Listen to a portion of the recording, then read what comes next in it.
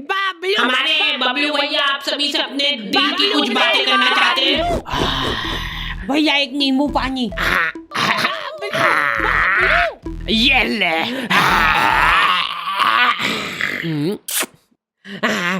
बाबलू बाबलू बाबलू बबलू, बबलू आगे बबलू भैया। आ चुका है वो दुनिया की रखवाली करने। बाबलू भैया, अरे कोई बात नहीं, कोई बात नहीं। पैर के ऐसे तो हट जाए। नहीं बाबलू भैया, मैं नहीं हटूंगा। बबलू पहलवान, बबलू पहलवान।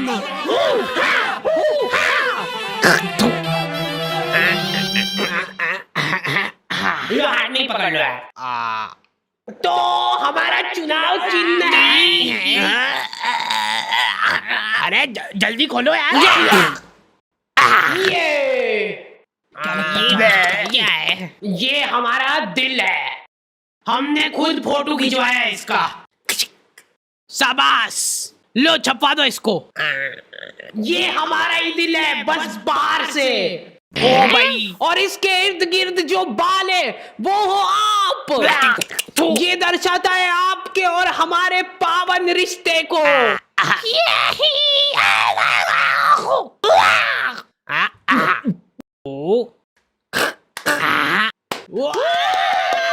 बाबलू पहलवान, ये बाबलू भैया ही जीतेंगे।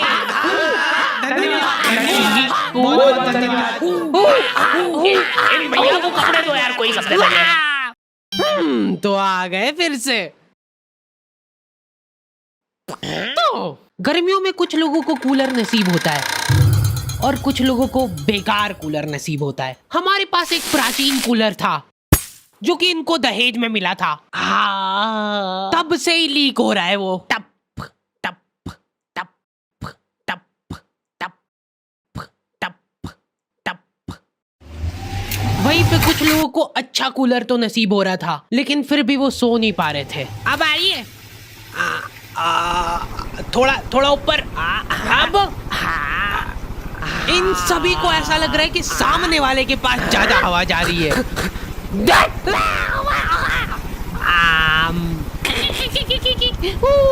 कूलर पे ऑटो स्विंग चालू करके ये लोग उसके साथ साथ घूम रहे हैं। रात भर ऐसे ही भगते फिर रहे ये लोग तकिए ले लेके। हमारे साथ ये प्रॉब्लम नहीं थी क्योंकि हमारे पास ये ऑप्शन ही नहीं था। आगे का पूरा फड़का उड़ा हुआ था हमारे कूलर का। आज तक हम लोगों ने उसकी फुल स्पीड नहीं देखी है क्योंकि पहली स्पीड में वो भागो। हमको ऐसा लगता था कि फुल स्पीड में चालू कर दिया ना तो हमारे सोने के बाद उड़ के बाहर चला जाएगा वो।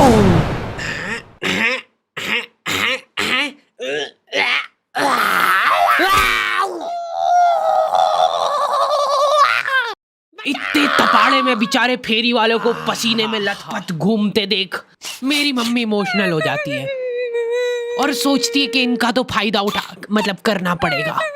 देख बेचारे गर्मी में कितनी मेहनत करते हैं। दीदी एकदम प्योर कॉटन है। इसका असली लुक तभी आएगा जब आप इसको बिछाओगे। लो पकड़ो उधर से, ये देखो ये प्रिंट। दीदी ये हकीकत बता रहा हूँ मैं आपको। कल मैं चुपचाप जा रहा हूँ रास्ते से, आप दौड़ के आओगे मेरे पैर पकड़ लोगे कि 4 और दो भैया, पर तब मैं नहीं दे पाऊंगा क्योंकि तब तक खत्म हो चुके होंगे। माल ही इतना बढ़िया है। अरे दीदी ये बात लिख के ले लो मेरे से कि लो लिख दिया। आप मेरे सामने गिड़गिड़ाओगे कि भैया प्लीज दे दो, लेकिन फिर भी मैं नहीं दे पाऊंगा क्योंकि आप आज ही खरीद लोगे सारे चद्दर, है ना। अंधा पोटेंशियल है इन लोगों में। ये तुम्हारे सामने जिंदा आदमी बेच खाएगा। दीदी ये देखो, ये कुछ नहीं होता है इसको। ये और तो और पूरा फोल्डेबल है। ये चाहिए ना आपको? चाहिए ना? चाहिए। लो ला दे दो। चलो। लेकिन मेरी मम्मी उसको रुला देती है। एक चद्दर खुलवा लिया उससे। दीदी यार 250 में तो मेरे को पड़ता है। इतने तपाड़े में घूम के 50 रुपए एक पीस पे बनते हैं दीदी मेरे। वाह रेन दो भैया वाह, जाओ और तेज धूप पड़ जाए तो बढ़िया रहे। वो बापड़ा तुम्हारी कॉलोनी के 4 राउंड लगा के वापस से आएगा तुम्हारे घर के सामने। और तुम्हारी मम्मी को पता है ये चीज, वो गेट पे ही खड़ी है। क्या हुआ भैया फिर? लो ले लो यार दीदी। उस बेचारे ने घाटे में जाके बेचा है माल। उसके बाद भी मम्मी बेटा तेरे को मालूम नहीं है, ये सब चोरी का माल रहता है इनके पास। तो फिर उससे खरीदा क्यों? एक बार को मान लो कि वो चोरी करके भी लाया है, तो उसमें भी तो मेहनत लगी है उस बेचारे की। हाँ, ये मम्मियों के पास कुछ अद्भुत ताकतें होती है, उनमें से एक है ये। 1 घंटे बाद खराब हो जाएगी। मम्मियाँ सामान सूंघ के उनकी एक्सपायरी बता देती है। मेरे को आज भी याद है वो दिन जब बस आखिरी 10 मिनट बचे हैं।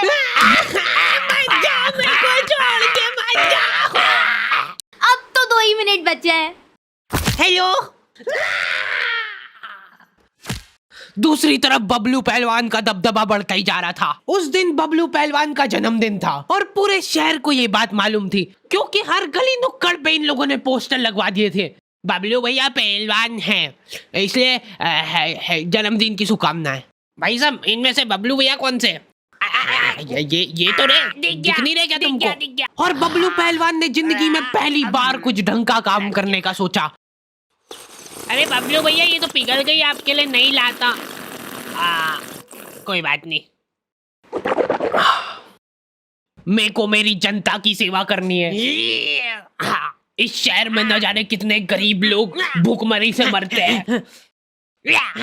मैं अरे जल्दी चलो, उनको मेरी जरूरत है।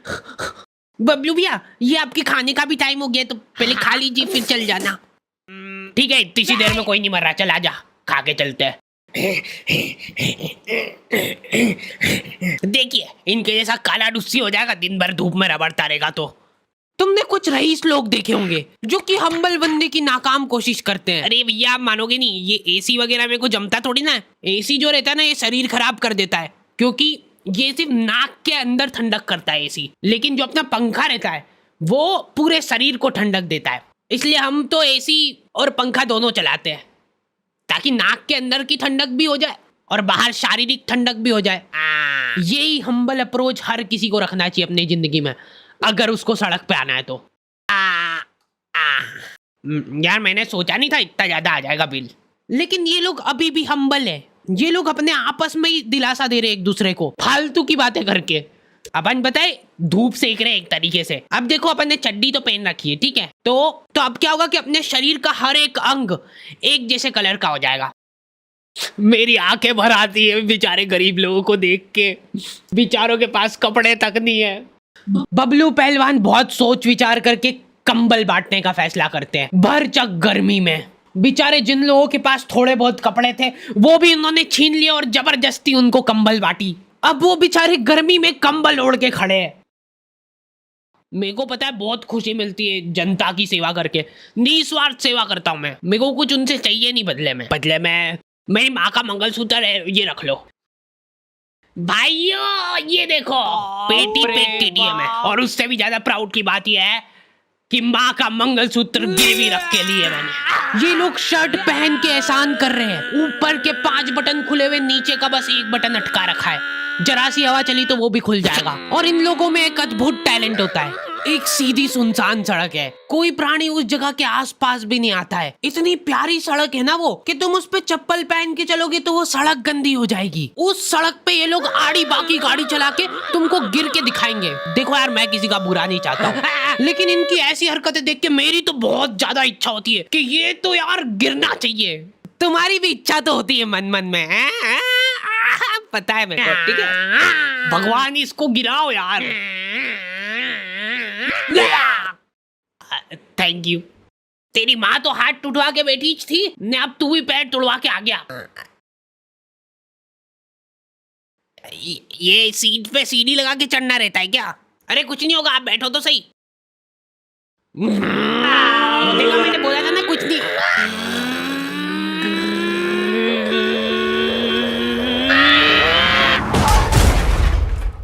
अरे यार, कैसे चलाते? एक तो ये लोगों को गाड़ी चला। ओए, देख के चलाना भैया। दीदी आप रॉन्ग साइड, बदतमीज। जा रहा हूँ मैं मेरे दोस्तों के साथ घूमने। और सुनो ध्यान से, तेरे हाथ नहीं है और तेरे पैर नहीं है, तो अब तुम दो एक दूसरे का सहारा हो, ठीक है? चलो टाटा। जल्दी यार, टाइम हो गया है। चलो ठीक है, पैकिंग तो हो गई है। गर्मी में लेडीजों का एक माफिया ग्रुप होता है, पूरा शरीर, हाथ, मुंह, पैर सब ढक लेंगे ये लोग। उसके बाद मुंह से बड़ा चश्मा लगा के देख के चलाना भैया।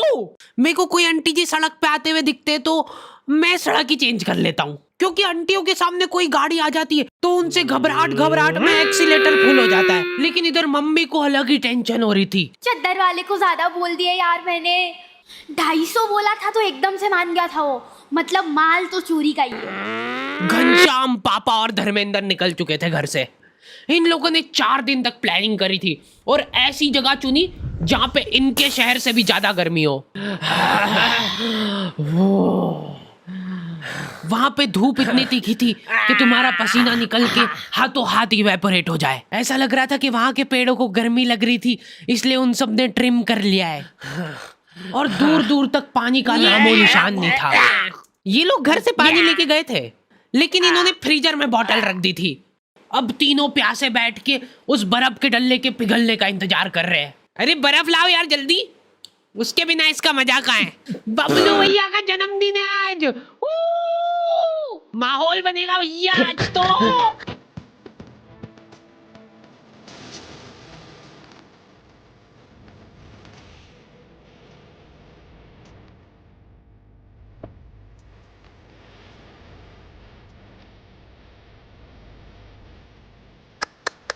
पूरे 250 रुपए चुरा के ले गया है वो मेरे। गलती कर दी यार मैंने, 50 रुपए और कम कराने चाहिए थे मेरे को।